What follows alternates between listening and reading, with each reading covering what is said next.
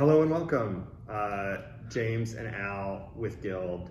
We want to talk about fairness and balance in dice. We are working on a bunch of dice projects all the time, and one of the most common questions we get is, hey, is this fair? Are your dice fair?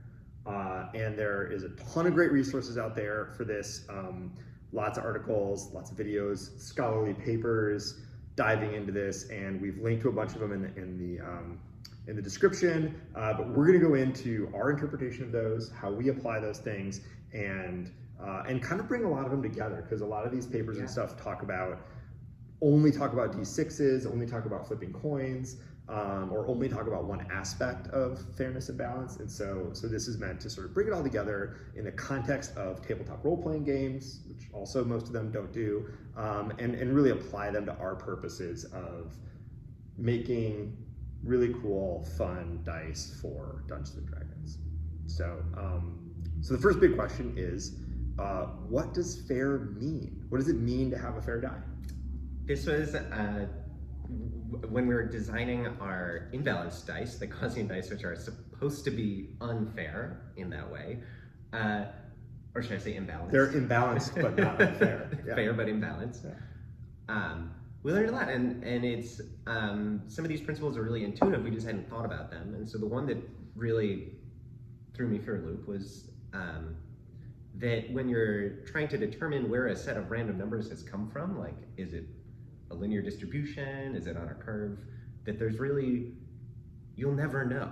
You can't know. If your generator is random, you can only know what function it's using, what formula is behind it after infinite rolls. So even though it would take an infinite number of rolls to get the exact probability of each face, statisticians have tackled this. You can run a chi-square test, popular statistical measure, and this will give you a confidence level that your results kind of stack up to fair, balanced, desired, and you get a clearer picture the more tests you do, but it sort of trends towards infinity. Yeah.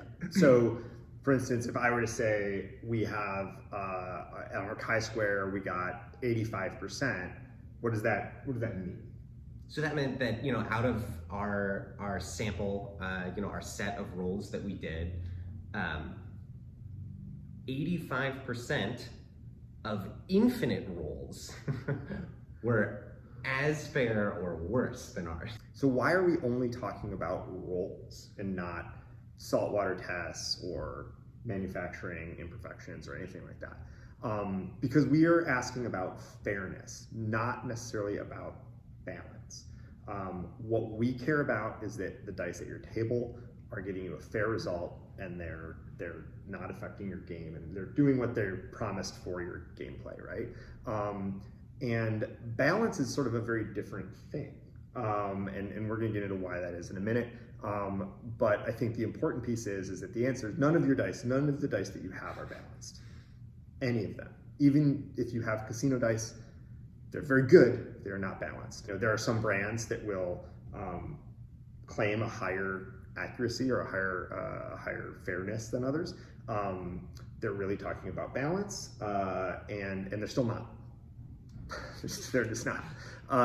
So what are some of the things that we do, and that scholars have researched about, how to get to this fairness number? Because even though your dice are not balanced, they are fair. Why is the saltwater test not one that we use? The saltwater test is interesting. It's really good at telling you if your die has a uniform density. That will be clear. The problem is that when you roll a die on a table, you're not dealing with buoyancy. One of the papers that we looked at, Western Kentucky University has done a great job rolling lots of dice. Something they noticed is that the dimensions of the die are significantly more important to the outcomes than like a uniform density is. So even if your saltwater test shows you that, like, yeah, maybe it's a little lighter on the 14 side, doesn't mean that 14 is going to come up more often, because the dimensions of your die and how that interacts with your rolling environment are going to matter way more than that little air bubble. Which brings us to the rolling environment. We've linked to a bunch of videos that Numberphile did with Percy Diaconis, who's a mathematician, where they discuss, it goes into tons of depth on rolling surface, planes of symmetry, axes of symmetry, all the things that sort of affect the randomness and the balance of a die. And the short story there is that your rolling surface, how you roll the die, how you throw it, is going to have a far greater, the air pressure in the room, these things are going to have a far greater effect on the results and the result skew than minor manufacturing flaws. Obviously, if you have a die that's like squished into a oblong shape that's no longer the shape you were starting with, that's gonna be a big deal. But bubbles, paint chips, even a little bit of like deformity in the sides, like it's not uneven polishing. Like these things are just not going to affect the fairness of the die. They do obviously affect the balance, but not the fairness. Which one of the reasons why is a paper by Campbell and Dolan, which talks about how many times you have to roll a d20 to see a difference. This was really interesting. So they had a lot of questions about fairness and dice, as we did. It was a super interesting read. Their first problem was, how many times do you have to roll a d20 to get an accurate picture of its probabilities? We talked about that at the beginning of the video. It's really hard. You can't do infinite rolls. The solution they came up with was to do a chi-square test after every single roll. So they did it after 1 roll, after 2 rolls, after 3 rolls, and they plotted it. And so what they were able to see is, was their die sort of like trending away from their expected results or trending towards their expected results? And what they noticed is that over time, it was varying wildly. Their graph was, it was like this, and then over time it gets, as they had more and more and more samples, you can't see that on the video, it leveled out.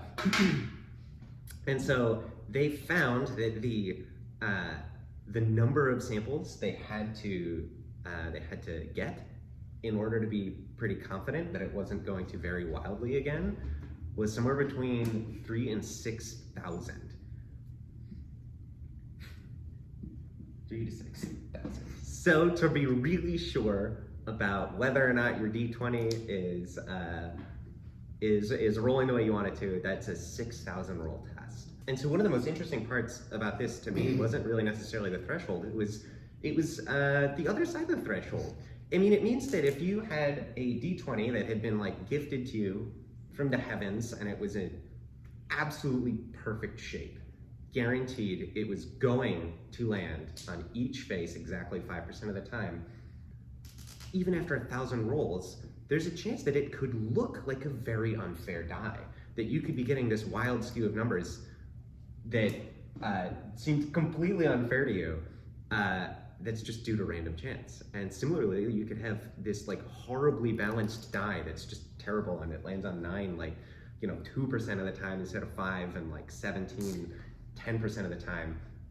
That again, even you could be rolling it hundreds and hundreds of times and it could still, due to random chance, give you these same results as a perfectly fair die would. Because what this is ultimately telling you is you sort of have to divorce the number generation from the physicality of the object. When you're talking about random results, especially for D&D, it's just the number that matters. And the sets of numbers vary so wildly that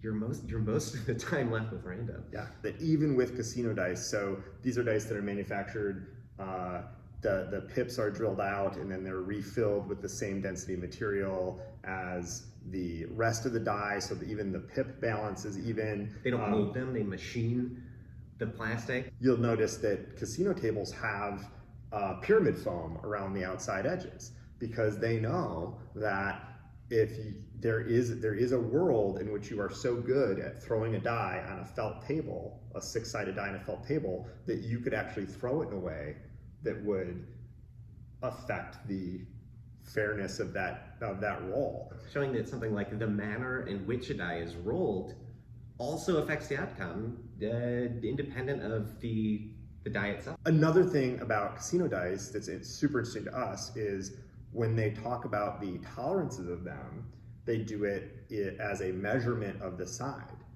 because doing it as a percentage accuracy or a fairness rating or anything like that is impossible, because they haven't been rolled infinity times.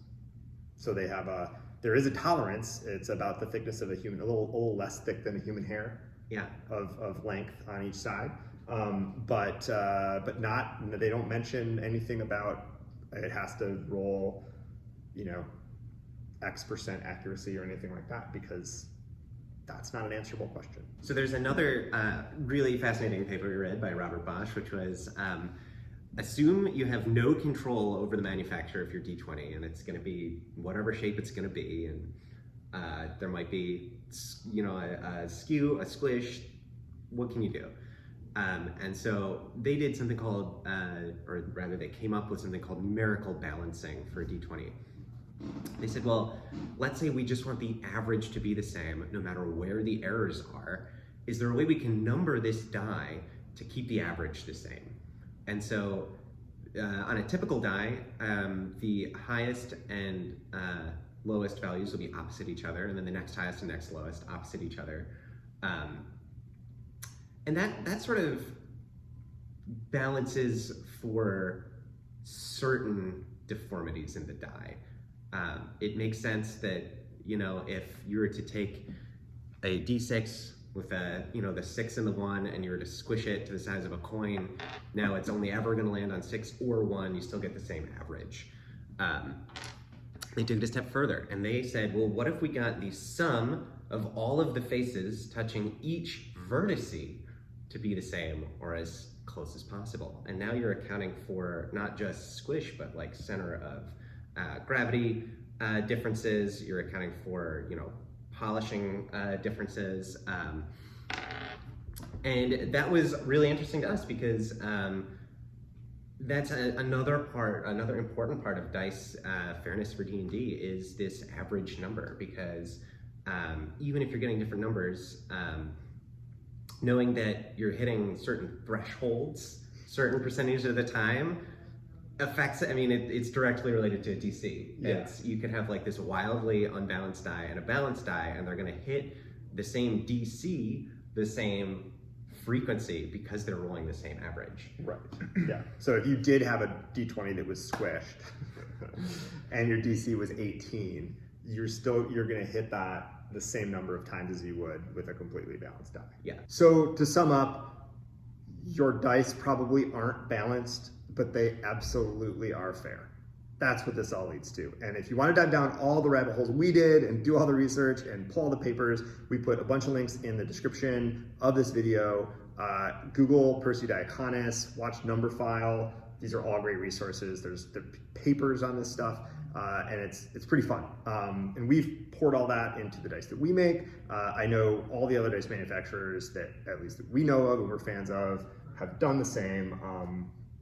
They're all good dice. They're all great dice. That's the short story, is that all of these dice are gonna work great for your table. And don't put them in salt water. Doesn't tell you anything.